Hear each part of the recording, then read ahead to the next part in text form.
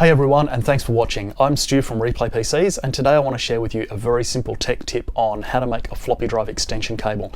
Now, you can certainly go out and buy the parts to make a cable of any length that you require, but that won't help you if you've got something like an old Amstrad, or more particularly the Atari ST, where the cable is soldered to the motherboard. So if you want a bit more reach, you really do need something to connect to it. I'm also not making an extension today as much as a joiner, and a joiner is really handy for obviously being able to swap out that extra length for something longer anytime you need, so it's more flexible for the future. And these are just really handy as well to have in your kit for those temporary type situations. So let's get started. When it comes to making a floppy drive extension cable, the proper way is to get yourself a 34-pin male IDC connector like this one. The trouble is that here in Australia at least, these aren't readily available, so you're going to have to wait a few weeks for one to arrive from China. And of course, you're effectively paying more on postage than the cost of the part. So I'm going to show you an alternative.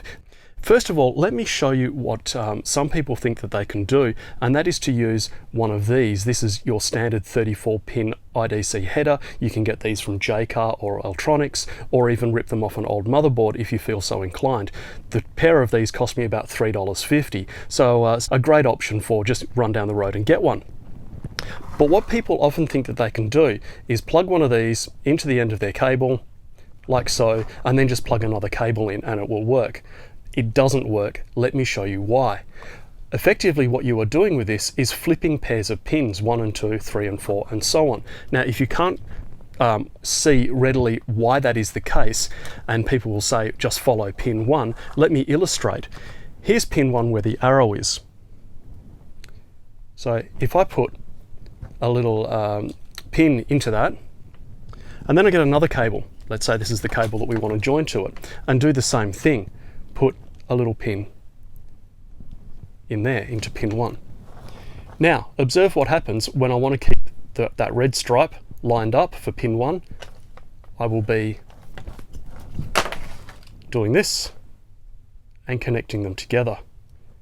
Now it's pretty obvious to see when you do it this way that now we've got pin 1 going to pin 2 and pin 2 going to pin 1 of the other cable. So that is not going to work. The way around it is simple. If one of these flips pins, alternate pairs of pins, 1 and 2, 3 and 4 and so on, then all we need to do is use 2 of them, 1 at each end. So what we're just going to do is we're just going to make a short cable with one of these on each end, just like this. Now, while you're down the road at Jaycar or Electronics picking up these, you may as well pick up a 34-pin female IDC connector as well, which will make the whole process simpler. But if you're trying to get out of this as quickly or as cheaply as possible, I should say, then we can actually just recycle one from a cable. So what I'm going to use today is a floppy cable, these 2 headers as mentioned, super glue, a pin, little screwdriver and a pair of pliers. Now the pair of pliers is not the best option, not the best way to do it, but if you're really caught short and you don't have very much, you don't have a bench vise, it can work in a pinch, though you do run the risk of destroying your connector. I'm going to use a cable that has got the strain relief portion of the IDC connector on each end, and I'm going to take this one off. The way you can do that, the other thing that you need is untrimmed fingernails. Certainly helps, because you can get your pin and or the screwdriver often is helpful for removing this part of the connector, the strain relief component. And we're going to gently push up on there, and as you can see, I've just broken it. So I didn't do very well on that one. I haven't done this in a little while, so I'm a little bit out of practice, but you can often push that through. There we go, that's the way to do it, and remove the strain relief component. If you have broken it like that, you don't need to worry too much. You can use the super glue, unless you've got quite an abundance of spare floppy cables, as I do, in which case you can just go and get another one. But the pin comes in handy for this part. I don't know if you can see very well just there, for pushing in to lift that locking tab of the connector. And this is where your fingernails come in handy just for pulling it apart. Do one side at a time. Now you can remove the cable, just gently peel it back.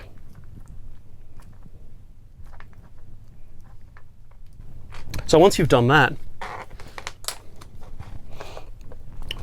you can put it back on the cable. Now, think about where your strain relief is going to go.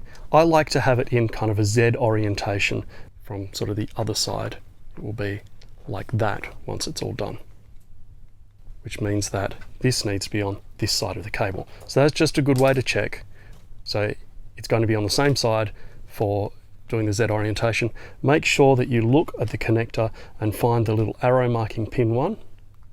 Find about the length that you want. So you're going to get it kind of where you want, the right sort of length. Now this is where the pliers come in. Gently squeeze one side, then the other. Ideally, you should do this in a bench vise, and that is the way that I normally do it. I'm just showing you with the pliers that it is actually possible, just kind of not ideal. So once you've done that, fold the cable back over and push your strain relief connector back in. As I said, I broke that, that's fine. I could fix that with a little bit of super glue later. So now we're just going to literally trim this part of the cable off, being careful not to cut the other half. So there we go. I've just got now a very, very short floppy cable, and the rest is really quite straightforward. We're going to use these. Again, try to align the arrow with pin 1, like so, and the arrow with pin 1 on the other end. This is where the super glue comes in, because these don't fit into the connector that well. They're not actually making sufficient contacts to stay in by themselves. So literally, you give that a bit of a squeeze, hold it in, and hopefully my super glue isn't all dried out. And we're going to put basically some drops of super glue along here just to hold it. Give it a good squeeze for a bit while the super glue dries. Then just use a tissue to wipe off the excess. And there we go. That is literally all you need to do to make a floppy cable joiner, which we can then use for making an extension cable. So this plugs into whatever you are wanting to extend, and then plug just another floppy cable into here. Now, only thing you need to be aware of is whether you're using one with a twist or not. If you are using one with a twist, make sure that this part goes before the twist on the other cable. Otherwise, you're going to be undoing the twist. So I hope that's that's pretty self-explanatory, really. The other advantage of using a joiner like this, of course, is that now we can use this with a cable with a normal pin connector or an edge connector. So you can go to a 3.5 inch drive or the 5 1/4 inch drive. Either one will work. Yeah, there you have it. Very, very simple. Go away and test it, and all done. Thanks very much for watching. I hope you enjoyed the video, and let me know how you get on. See you next time.